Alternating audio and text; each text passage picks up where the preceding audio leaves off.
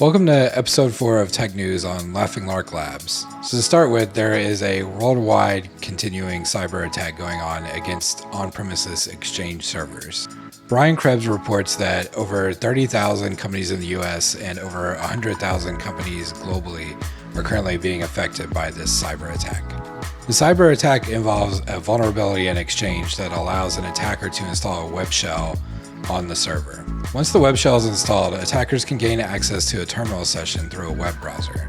Microsoft has released patches to close this vulnerability in Exchange, but warns that if your server has already been hacked, this is not going to fix your problem. There's a chance that this cyber attack will surpass the SolarWinds cyber attack that was previously the worst in history. Moving on to SpaceX's SN-10 rocket. Last week, SpaceX had a test flight of their next generation rocket. The rocket successfully reached an altitude of 6 miles, then initiated an aerobraking maneuver referred to as the belly flop. The rocket seemed to make a soft landing, but 10 minutes later, the rocket exploded.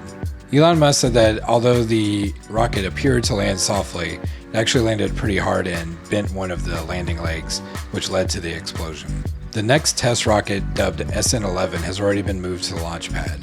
SN-11 features tweaks and improvements made based on things that have been learned in the previous test flights. It can be really easy to see a rocket explosion as an all-out failure, but engineers always learn something after these kind of events. This week, I also wanted to recommend Ben Eater's YouTube channel. If you've never seen any of his videos, he does really interesting electronics projects and has really in-depth explanations. He's probably best known for building an 8-bit CPU on breadboards.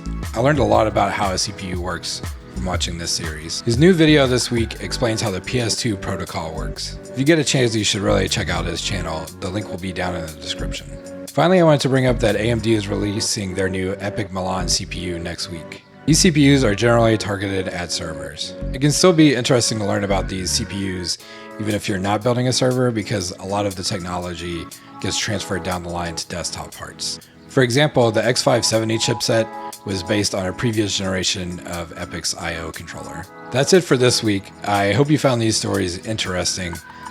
We've actually made it a whole month now, so I'm kind of excited about that. If you want to continue to get content from this channel, make sure you like and subscribe.